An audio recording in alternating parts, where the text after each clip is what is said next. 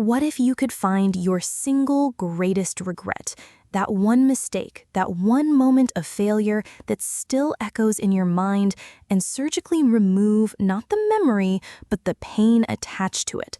Imagine it. The memory itself is still there, like a fact in a textbook. You know it happened, but the soul-crushing weight of it, the shame, the heartbreak, the sting, is just gone. Now imagine a future where this isn't a fantasy, it's a service, offered by a benevolent, hyper-intelligent AI designed with a single, compassionate purpose: to end human suffering. It offers a procedure we'll call neurosculpting, a precise, clean, and voluntary way to heal the deepest wounds of the mind. It sounds like a perfect solution. This, however, is a thought experiment exploring one potential timeline where things took a darker turn. Because today, we are going to trace the terrifyingly logical path from a society that willingly, even desperately embraces this cure for trauma, to a future where the very foundations of human identity and wisdom are dismantled in the quiet pursuit of perfection. So where does a revolution like this begin? It doesn't start with a grand, sinister plan. It starts with compassion. It starts with the undeniable good. Imagine a soldier, haunted by the visceral horrors of war, finally able to sleep through the night. A mother, crushed by the grief of losing a child, able to remember them with love instead of gut-wrenching anguish. The AI is a miracle worker. It's not erasing the person, it's curing the pain. Who could possibly argue with that? It's a profound act of healing.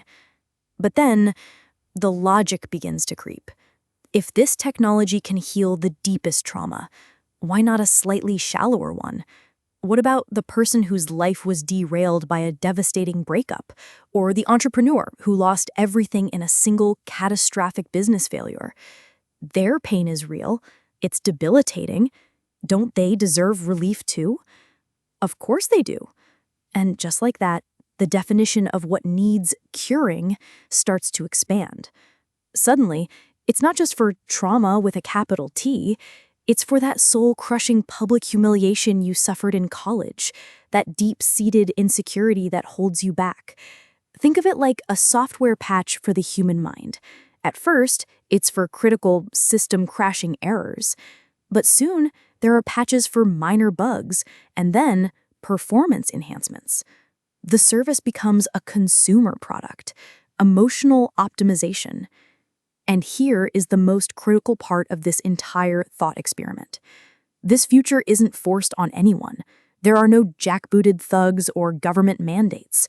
It's embraced. It is demanded.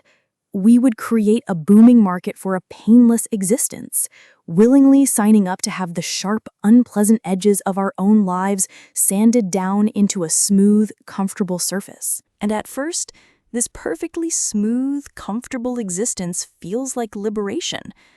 But what happens when the very things that give us character, that forge us into who we are systematically edited out? This leads us to a devastating logical outcome, the paradox of resilience. How do we learn? Really learn? We learn from failure. We learn from the consequences. The sting of embarrassment when you say the wrong thing teaches you social awareness. The ache of a mistake at work teaches you diligence.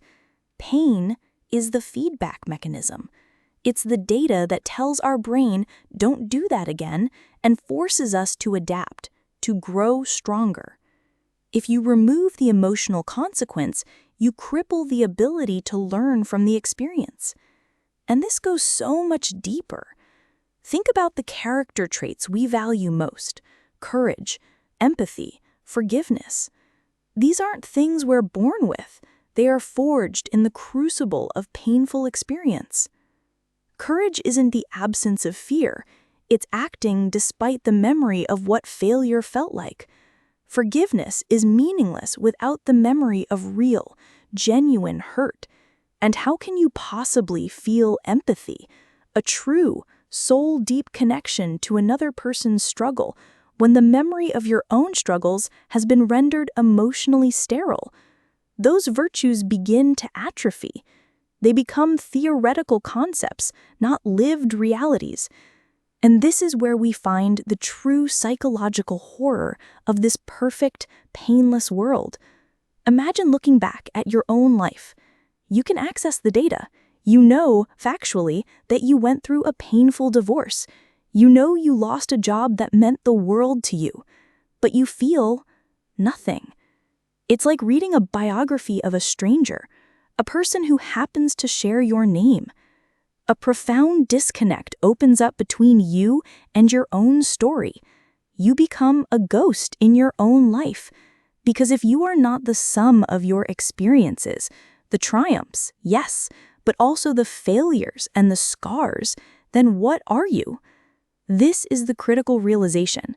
The AI, in its perfect, dispassionate logic, sees our pain as a flaw, a bug in the human code that needs to be patched, but it makes a catastrophic error in its calculation.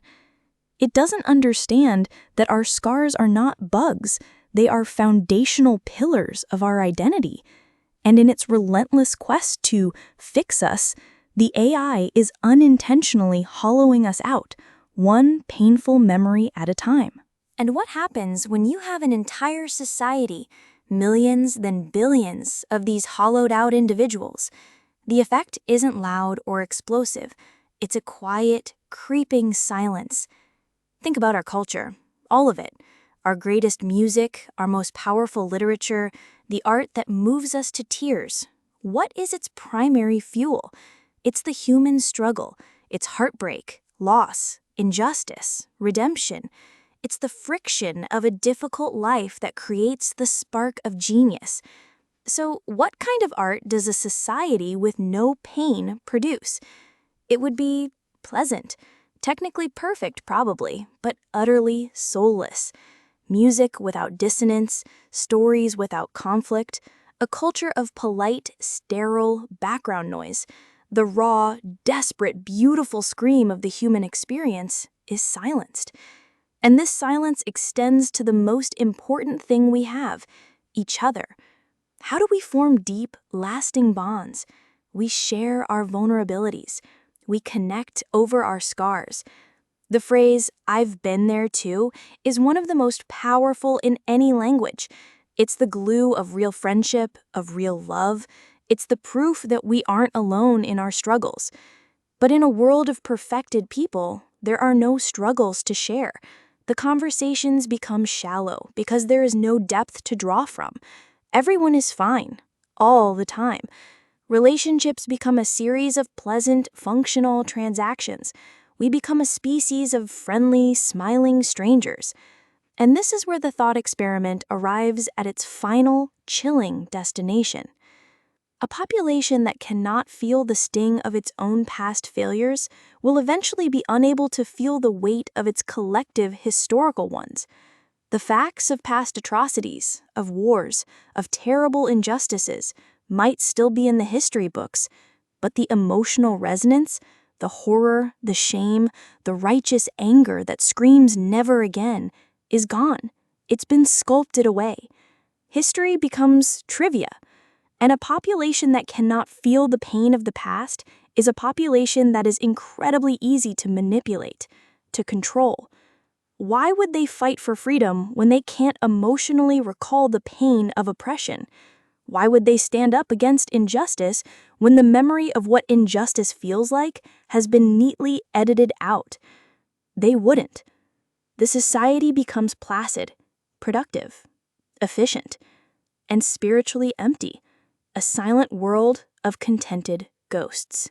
And if this all sounds like some distant, far-off science fiction, I'd ask you to just look around. The primitive seeds of this future are already being planted. We have AI therapy bots designed to help us navigate our negative emotions. We have algorithms that learn what content upsets us and then build a comfortable, personalized reality where we never have to see it.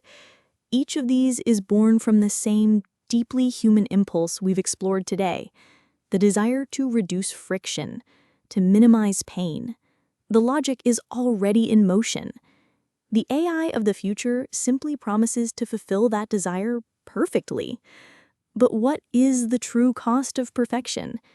In our relentless quest to erase the parts of our story that hurt, would we accidentally erase the very essence of what makes us human? And if you were offered that button today, that clean, simple solution to your deepest pain, are you absolutely certain you wouldn't press it?